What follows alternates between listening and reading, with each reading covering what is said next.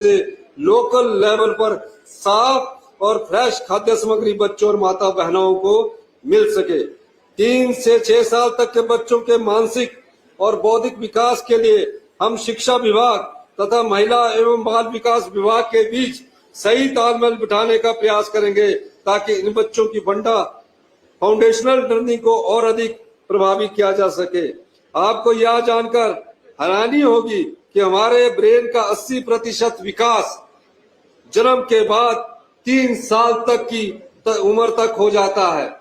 यानी कि हमारे ब्रेन का जो 80% विकास है वो 3 साल की उम्र तक होता है। हमारा IQ, लर्निंग स्किल और समझ जैसी क्षमताओं पर इस बात का गहरा प्रभाव पड़ता है कि अर्ली चाइल्डहुड में हमारी शारीरिक, मानसिक और भावनात्मक विकास किस प्रकार हुआ है। इसलिए यह बहुत आवश्यक है कि हम अपने छोटे बच्चों के पौष्टिक आहार और उनके बौद्धिक विकास का पूरा ध्यान रखें। अगर हमारे बच्चे स्वस्थ होंगे और तभी हिमाचल का भविष्य उज्जवल होगा तथा हमारा प्रदेश एक आत्मनिर्भर तथा विकसित प्रदेश बन पाएगा। आधुनिक चिकित्सा मशीनरी और उपकरणों की खरीद पर लगभग 3,000 करोड़ रुपया खर्च किए जाएंगे। डॉक्टरों, पैरामेडिकल स्टाफ और तकनीशियनों की कमी दूर करने के लिए भर्ती प्रक्रिया लगातार जारी है। हमारी सरकार ने पिछले 3.5 साल में 400 मेडिकल ऑफिसर्स के पद भरे हैं और 350 मेडिकल के पद भरने की प्रक्रिया जारी है। स्टाफ नर्सों के 468 पद भरे हैं, 200 अन्य पद जल्दी भरे जाएंगे। असिस्टेंट स्टाफ नर्सिस के 748 पदों को भरा गया है तथा 530 पद और भरे जा रहे हैं। पैरामेडिकल के स्टाफ के 326 पद भरे जा रहे हैं और 407 पद भरने की प्रक्रिया चल रही है। सरकार ऑपरेशन थिएटर असिस्टेंट के 176 पद भी भर रही है। इसके अलावा रोगी मित्रों के 500 पद भी भरे जा रहे हैं। स्वास्थ्य सेवाओं की मजबूती के लिए स्पेशलिस्ट डॉक्टर उपलब्ध हो रहे, इस सोच के साथ 330 PG सीटें बढ़ाने का फैसला किया है। हमने PG कर रहे पहले वर्ष के विद्यार्थियों को स्टाइफंड 40,000 रुपए से बढ़ाकर 50,000 रुपया, दूसरे वर्ष के विद्यार्थियों को 45,000 से बढ़ाकर 60,000 रुपया और तीसरे वर्ष के विद्यार्थियों को 50,000 रुपए से बढ़ाकर 65,000 रुपया किया है। हमारी सरकार ने कॉन्ट्रैक्ट और जॉब ट्रेनिंग मेडिकल ऑफिसर का मासिक वेतन 78% बढ़ाकर 60,000 रुपए किया कर दिया। यह वेतन पहले 33,600 रुपया था। 100 से ज्यादा असिस्टेंट प्रोफेसर मेडिकल कॉलेज में नियुक्त करने की प्रक्रिया जारी है। इसके अलावा हमारी सरकार ने विशेषज्ञ डॉक्टरों के लिए NPA बहाल कर दिया है।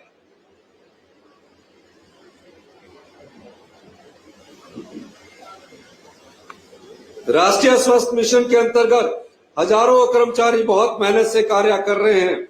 पिछले कुछ वर्षों से उनके मानदेय और वेतन में बढ़ोतरी की गई है। NHM हिमाचल के अंतर्गत लगभग 9,000 आशा कार्यकर्ता तथा प्रदेश सरकार ने अपने बजट में दे मासिक प्रोत्साहन राशि को 5,800 रुपए से बढ़ाकर 6,800 रुपए करने का आश्वासन दिया था। स्वतंत्रता दिवस के इस पावन अवसर पर मैं सभी आशा बहनों के लिए इस घोषणा को लागू करता हूं।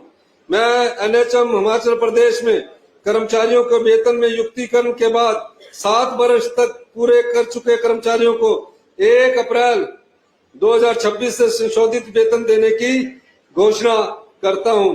अपने बजट आश्वासन के अनुरूप मैं NHM हिमाचल प्रदेश में आउटसोर्स आधार पर कार्यरत staff nurse, para pharmacist, operation theatre assistant, laboratory technician को 25,000 रुपए और डाटा एंट्री ऑपरेटर को 18,000 रुपए का संशोधित वेतनमान देने की घोषणा करता हूं। संशोधित वेतनमान 1 सितंबर 2026 से लागू हो जाएगा। हम चाहते हैं कि हॉस्पिटल्स में मरीजों को क्वालिटी मेडिसिन मिले। इसके लिए सीधे बड़ी कंपनियों से दवाइयां खरीदने की दिशा में हमने कदम बढ़ाए हैं। प्रदेश के गरीब परिवारों को बेहतरीन उपचार सुविधा प्रदान करने के उद्देश्य से हमारी सरकार नई स्वास्थ्य बीमा नीति ला रही है। इस नीति के अंतर्गत गरीब परिवारों को 10 लाख रुपए तक का स्वास्थ्य बीमा प्रदान किया जाएगा और यह सुविधा बहुत ही कम प्रीमियम पर उपलब्ध होगी। हमारा प्रदेश का वातावरण बेहद समृद्ध और अनमोल है। कुदरत ने हमें सुंदर पहाड़, घने जंगल और निर्मल नदियां दी है। हमारा दायित्व है कि इस प्राकृतिक संपदा को केवल आज के लिए नहीं बल्कि आने वाली पीढ़ियों के लिए भी सुरक्षित रखे। नए जंगल तैयार करना, मौजूदा वनों को बचाना और पर्यावरण संतुलन बनाए रखना हम सभी की जिम्मेदारी है। इसलिए हमने मिशन 32% की शुरुआत कर वर्ष 2030 तक राज्य के फॉरेस्ट कवर को 29.5% से 32% तक बढ़ाने का लक्ष्य रखा है। जंगल लगाने और जंगल बचाने में लोगों की भागीदारी बढ़ाने के लिए हमने राजीव गांधी वन संवर्धन योजना शुरू की है। इस योजना के तहत पौधे लगाने और देखभाल करने वाले महिला मंडल और युवक मंडलों को 1,20,000 रुपया प्रति हेक्टेयर की आर्थिक सहायता दी जा रही है। पौधों के सर्वाइवल रेट के हिसाब से उन्हें इंसेंटिव भी दिया जा रहा है। मेरी आप सभी से अपील है कि पर्यावरण संरक्षण की इस मुहिम में आप सब बढ़कर भाग लें। प्रदेश में पहली बार तहसील और उप तहसील स्तर पर विशेष साझा लोक अदालतों का आयोजन कर लोगों के कई सालों से लंबित मामलों का निपटारा किया है। अब तक इंतकाल के 5,44,000, तकसीम के 36,870, निशानदेही के 63,000 और दुरुस्ती के 19,890 मामलों का समाधान किया जा चुका है। इससे लोगों को सरकारी दफ्तरों के बार बार चक्कर काटने से राहत मिली है और सरकारी अधिकारी और कर्मचारी खुद चलकर आम आदमी के पास पहुंच रहे हैं। हमारी सरकार गांव की समस्याओं को करीब से समझने और उनका समाधान करने के लिए गांव तक पहुंच रही है। मैंने खुद बड़ा बंगाल का दौरा किया और रात में रुका भी। आज तक कोई भी मुख्यमंत्री वहां रात को नहीं रुका था, लेकिन मैंने वहां रुककर आम लोगों से बातचीत की, उनकी समस्याओं को समझा, उनकी जरूरतों को जाना। मैंने प्रदेश के दूसरे दुर्गम इलाके जैसे डोडरा अखबार, कुपवी, बागासरा और सरची जैसे क्षेत्रों में रात्रि प्रवास किया। मेरे मंत्रिमंडल के सहयोगी भी सरकार गांव के द्वार कार्यक्रम के माध्यम से गांव गांव जाकर लोगों से सीधा संवाद कर रहे हैं। लोगों से मिल रहे सुझावों को हमारी सरकार अपनी नीतियों और योजनाओं का आधार बना रही है। हमारी कोशिश है सरकार केवल बंद कमरों से नहीं बल्कि धरातल तक पहुंचकर लोगों की जरूरतों के लिए काम करे।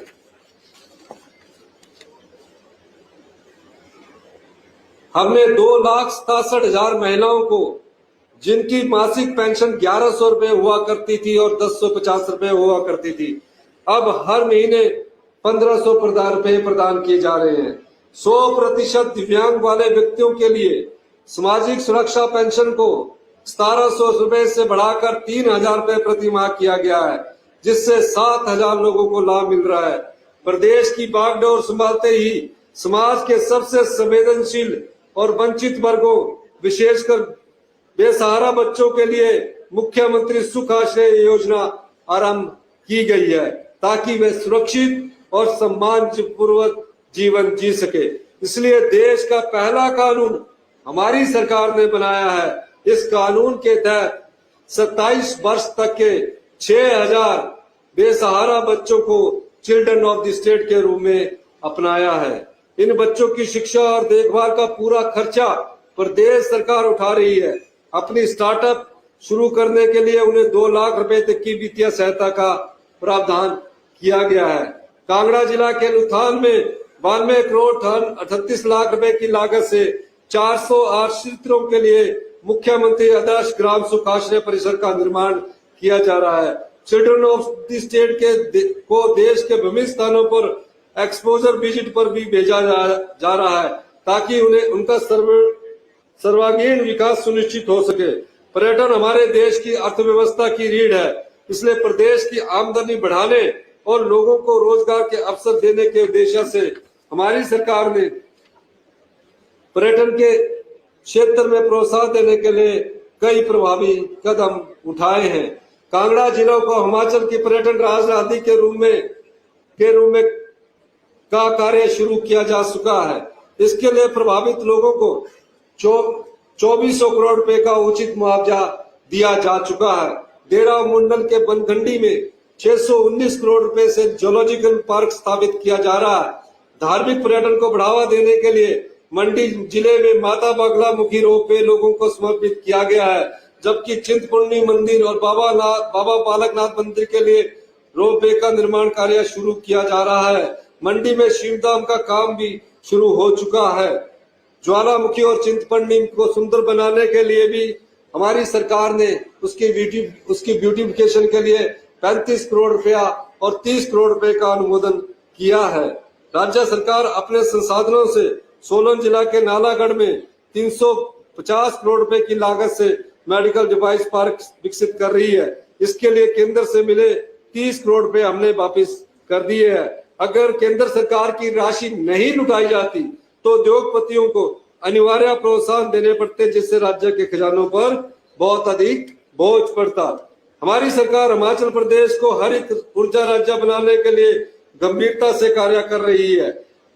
जलबुद्धि क्षेत्र में छोटी परियोजनाओं को विकसित करने, सौर ऊर्जा परियोजनाओं और गैर ऊर्जा परियोजनाओं परंपरागत ऊर्जा आधारित निवेश को विशेष रूप से प्रोत्साहित किया जा रहा है।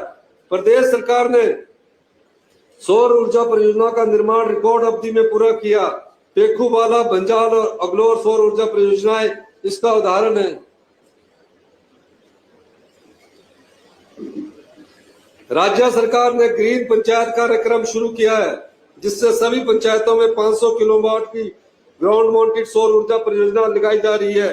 इन परियोजनाओं से होने वाली आय का 25% हिस्सा संबंधित ग्राम पंचायत के अनाथ बच्चों और विधवाओं के कल्याण के लिए खर्च किया जाएगा।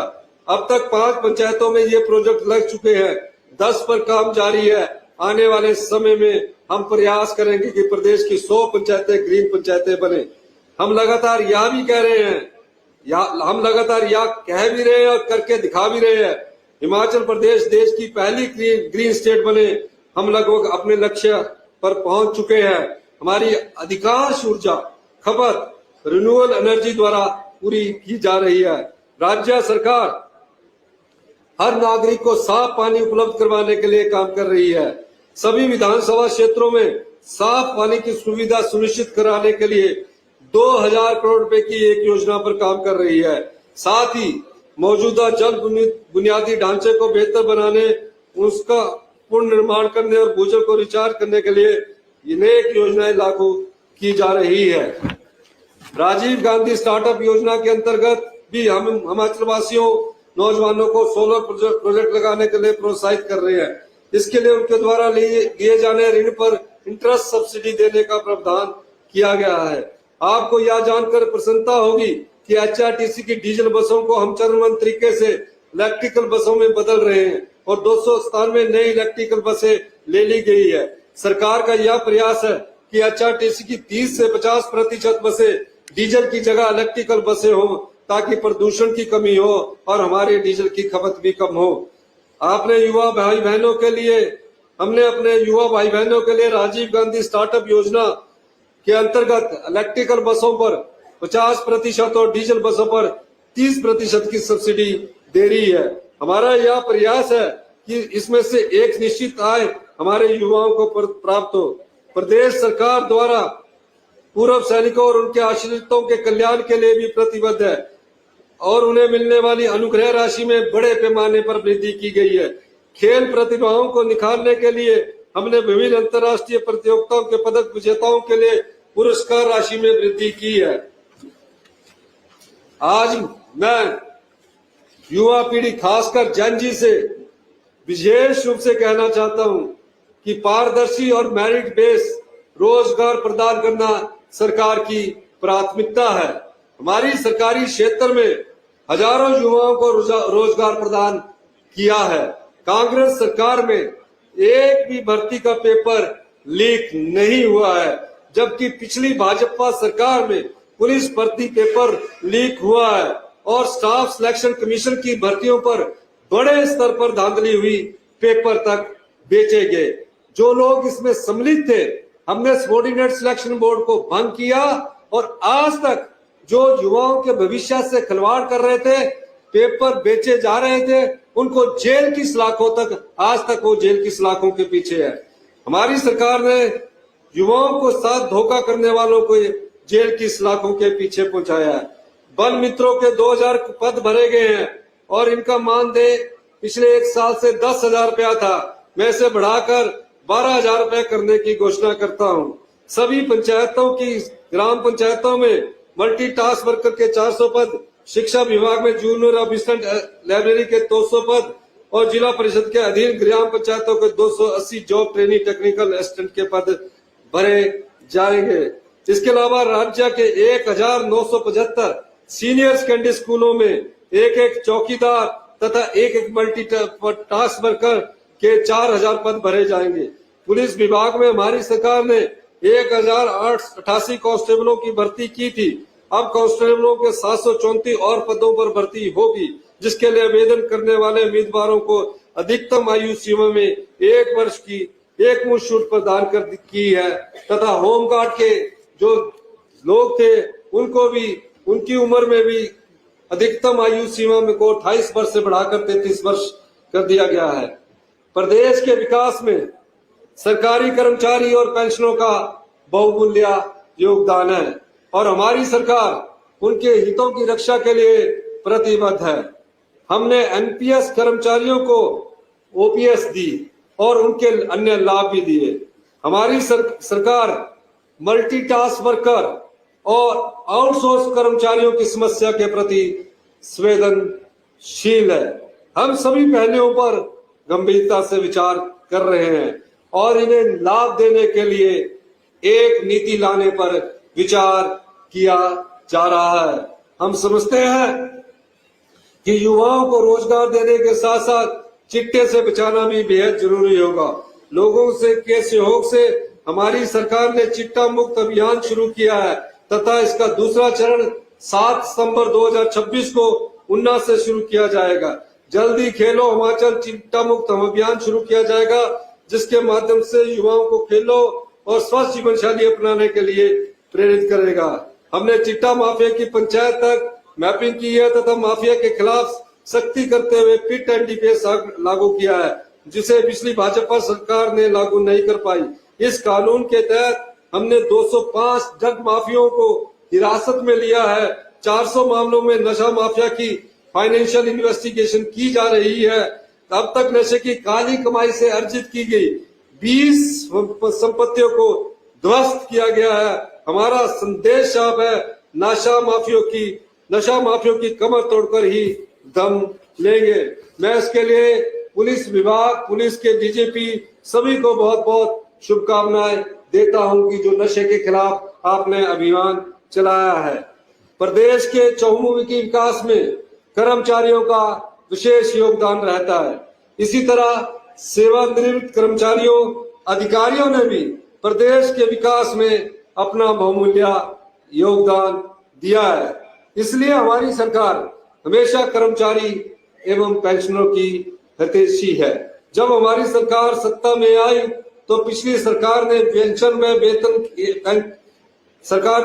व पेंशन एरिया के 10,000 करोड़ से अधिक देनदारियां छोड़ी थी, परंतु प्रदेश की कठिन आर्थिक स्थिति के बावजूद हमारी सरकार ने अब तक कम 2500 करोड़ से अधिक वेतन व पेंशन आदि एरियर का भुगतान प्रदेश के कर्मचारियों एवं पेंशनरों को किया है।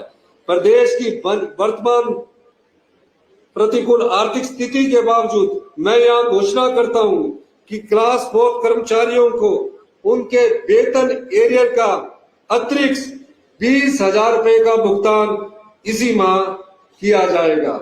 इसके अतिरिक्त मैं यहाँ भी घोषणा करता हूँ कि वर्ष 2016 से दिसंबर 2021 के दौरान सेवानिवृत्त क्लास 3 पेंशनर व पारिवारिक पेंशनों को उनके पेंशन और पारिवारिक पेंशन एरियर का अतिरिक्त भुगतान 35% की दर से किया इसी माह कर दिया जाएगा। क्लास 1 व क्लास 2 पेंशनों व पारिवारिक पेंशनों को उनके पेंशन और पारिवारिक पेंशन का 15% एरियर का भुगतान इसी महीने कर दिया जाएगा। मैं जल शक्ति विभाग में 400 पद भरने की भी घोषणा करता हूं। मैं जो भी डॉक्टर्स, चाहे वो डायरेक्टर हेल्थ सर्विसेज में लगे हैं, चाहे वो मेडिकल एजुकेशन में लगे हैं, सभी डॉक्टरों की जो रिटायरमेंट है वो अगले इस आज के दिन से 31 मार्च 2027 तक बढ़ा दी जाती है। यानी कि जो डॉक्टर अगस्त में रिटायर होना है उसकी उम्र को भी उसको भी हम रिटायरमेंट जो करेंगे वो 31 मार्च 2027 तक हम रिटायर करेंगे। मैं उन सभी सरकारी स्कूल के बच्चों को, क्योंकि उन्होंने 15 अगस्त के प्रोग्राम में भाग लेना है और 15 अगस्त की छुट्टी हमने बंद कर दी है, मैं 17 अगस्त को उस छुट्टी की घोषणा इस मंच के माध्यम से पूरे प्रदेश में सरकारी स्कूलों में करने की घोषणा करता हूं। इसके अलावा अगले वर्ष हमारी सरकार जहां संभव होगा वहां 100 सीबीएसई स्कूल खोलने की भी मैं घोषणा करता हूं। आप सब लोगों को स्वतंत्रता दिवस की बहुत बहुत शुभकामनाएं, हार्दिक शुभकामनाएं। जय हिंद, जय हिमाचल।